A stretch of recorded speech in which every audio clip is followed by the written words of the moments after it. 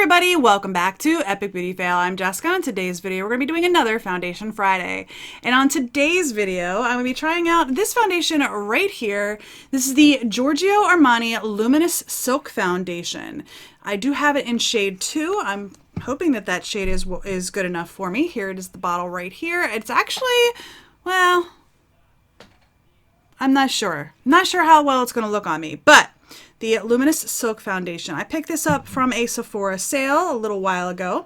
Before I turn on the camera, I did spray my face down with the Pixie Hydrating Milky Mist, and then I used my Tatcha Silk Canvas Primer, and that's been sitting in on my skin for a little bit, just so that it had time to melt in with the skin.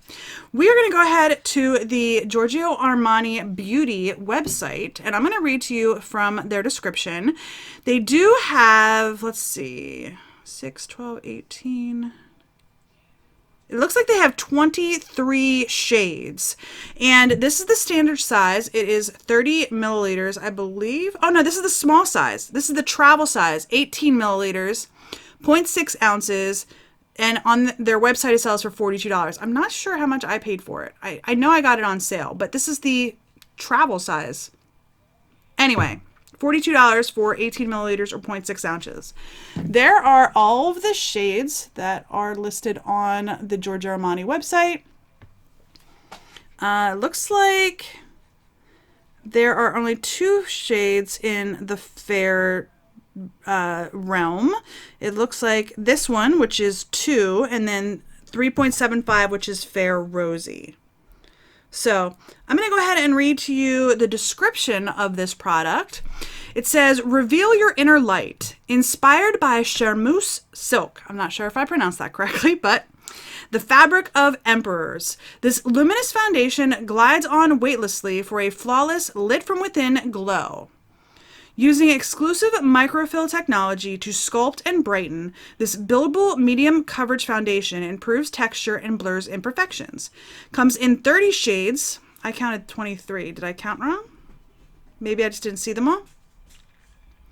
To match every unique skin tone. How to apply. Use the blender brush for a radiant airbrush finish.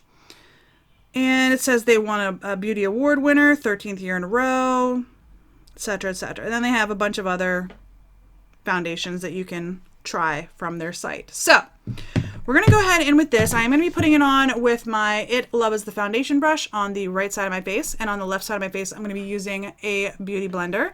I have a whole box of makeup down here that I'm going to be putting on once I have my foundation on my face.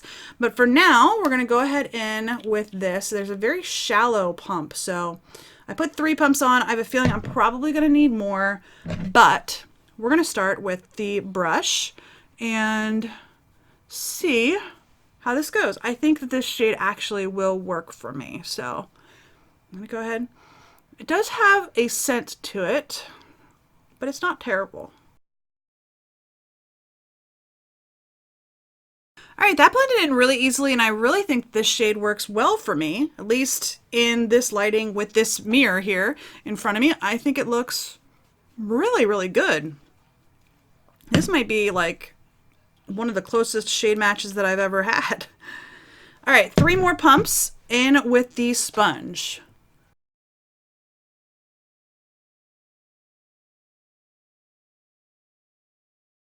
All right, so I'm really liking the finish of this. I've gone over my entire nose with my sponge because I like the finish that I'm getting with the sponge on my nose especially.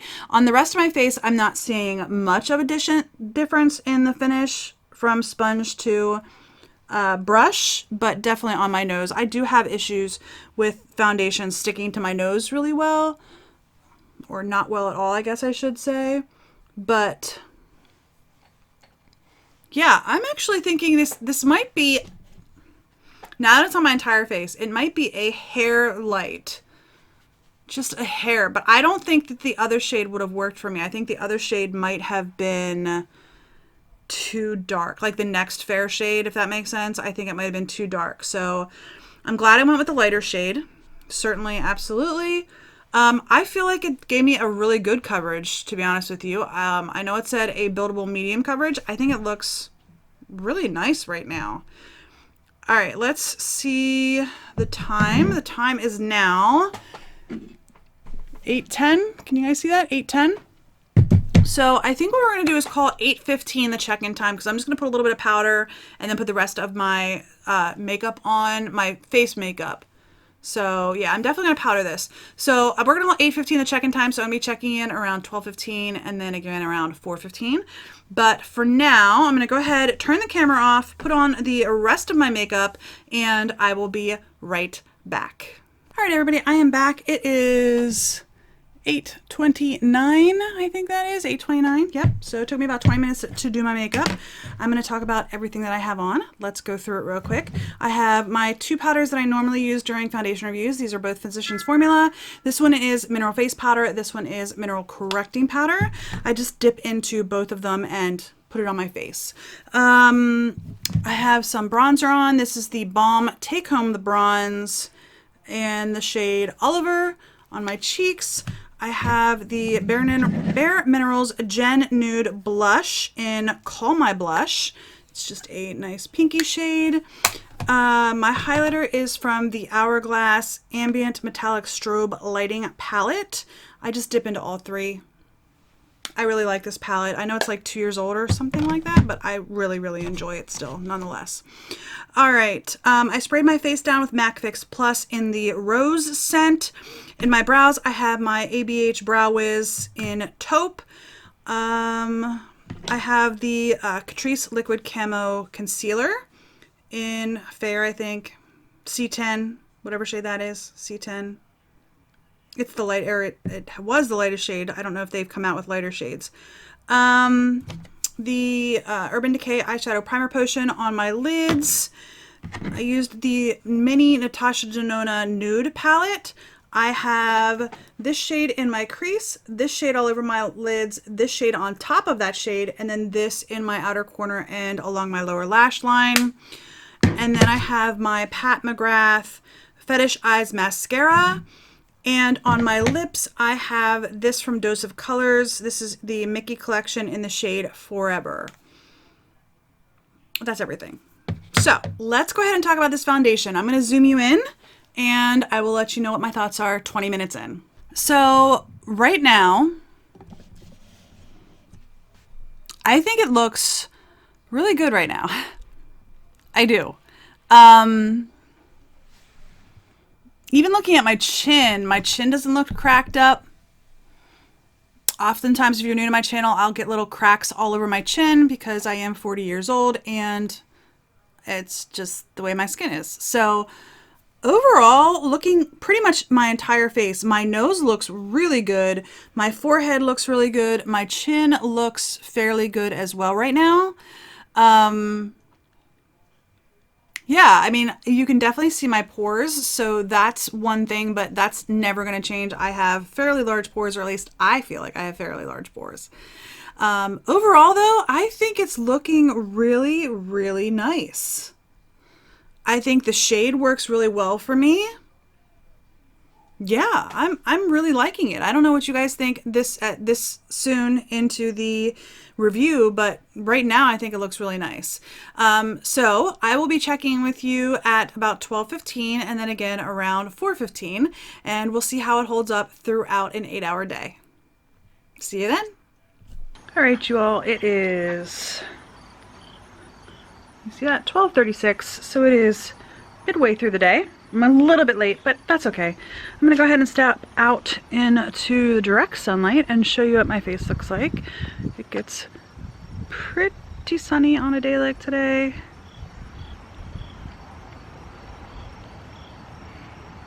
And then I will step back into the shadows to be able to take a look at the skin myself. My camera will adjust, it will. So, all right. I have my mirror here. Well, let me step up on this step before I fall over. So I have my mirror here. I'm going to take a look myself, see what it looks like. My cheek looks good. My forehead looks good. That cheek looks good. My nose looks good. My chin, though,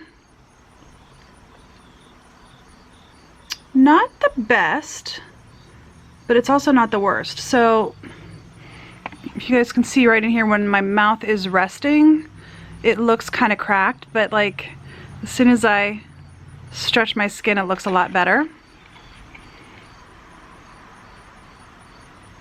So